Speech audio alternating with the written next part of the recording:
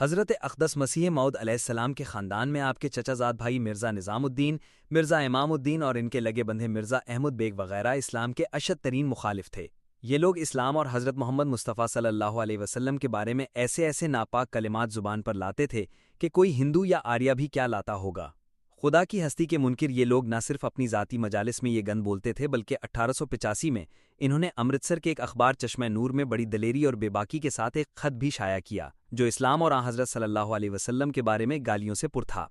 نیز اس میں حضرت مسیح موعود علیہ السلام کی اسلام سے والہانہ محبت کی وجہ سے آپ کو بھی برا بھلا کہا گیا تھا اور خدا تعالیٰ کی ہستی کے ثبوت کے طور پر اپنے بارے میں نشان دکھانے کا مطالبہ کیا گیا تھا۔ یہ حالت دیکھ کر حضور علیہ السلام اللہ تعالیٰ کے سامنے سر بسجود ہو گئے اور اسلام کی سچائی کا نشان دکھانے کی التجا کی۔ اللہ تعالیٰ نے الہاماً یہ بتایا کہ ان لوگوں پر بڑی بڑی بلائیں اور آفات آنے والی ہیں، لیکن ساتھ ہی اپنی بے پایاں رحیمیت کی وجہ سے اس خاندان کو عذاب سے بچنے کا ایک موقع بھی دے دیا۔ یہ لوگ چونکہ ہندو عقائد سے متاثر تھے اور اسلامی تعلیمات پر ہنستے تھے، اس لیے اس بات کے بھی قائل تھے کہ دین حق میں جو رشتے کے چچا یا ماموں سے شادی جائز ہے یہ غلط ہے۔ چنانچہ اللہ تعالیٰ نے اسی پہلو سے اس خاندان کی آزمائش کرنے کا فیصلہ کیا اور حضور کو حکم دیا کہ مرزا نظام الدین وغیرہ کی سگی بہن کی بیٹی محمدی بیگم کا رشتہ اپنے لیے مانگے۔ محمدی بیگم کی والدہ حضور کی سگی چچا زاد بہن تھیں، جس لحاظ سے آپ رشتے میں محمدی بیگم کے غیر حقیقی ماموں بنتے تھے۔ اس حکم ربانی پر آپ نے بلا جھجک اس خاندان کو رشتے کے لیے پیغام بھجوایا اور لڑکی کے والد مرزا احمد بیگ کو واضح طور پر بتایا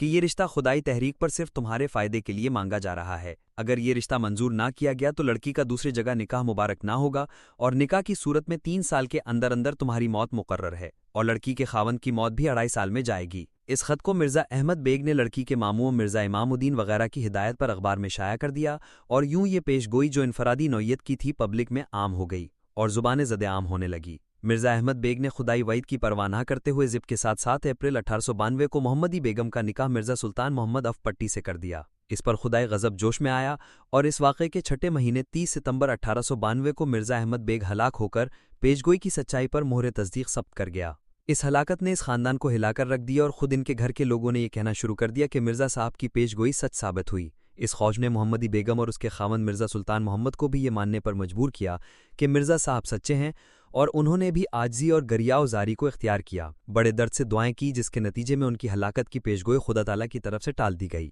گو ان کے زندہ رہنے پر مخالفین نے بہت شور مچایا، لیکن خود مرزا سلطان محمد کی اپنی گواہیاں یہ تھیں کہ مرزا صاحب کی پیشگوئی پوری ہوئی اور وہ اسلام کے سچے خدمتگار، نیک اور بزرگ تھے۔ چنانچہ اس عظیم نشان کے بعد اس خاندان کے بہت سے لوگ احمدیت میں داخل ہوئے، جن میں مرزا احمد بیگ کی اہلیہ یعنی محمدی بیگم کی والدہ، اس کا بیٹا مرزا محمد بیگ، اس کی 3 بیٹیاں سردار بیگم، عنایت بیگم، محمودہ بیگم یعنی محمدی بیگم کی بہنیں، اور سب سے بڑھ کر خود محمدی بیگم کا اپنا بیٹا محمد اسحاق سلسلہ احمدیہ میں داخل ہو کر اس پیشگوئی کی سچائی ثابت کر گیا۔ مخالفین کی طرف سے گو اس پیشگوئی کے متعلق بہت باتیں بنائی جاتی ہیں، لیکن ان تمام لوگوں کا جو محمدی بیگم کے قریبی ترین رشتہ دار تھے، احمدیت قبول کرنا اور ان کے خاوند کا اس پیشگوئی کی سچائی کو تسلیم کرنا صاف بتاتا ہے کہ یہ ایک عظیم الشان پیشگوئی تھی جو بڑی صفائی کے ساتھ پوری ہو کر دین کی صداقت پر گواہ بن گئی۔ کوئی بے وقوف اس پر لا کے اعتراض کرے، اس کی شان میں کمی واقع نہیں ہو سکتی۔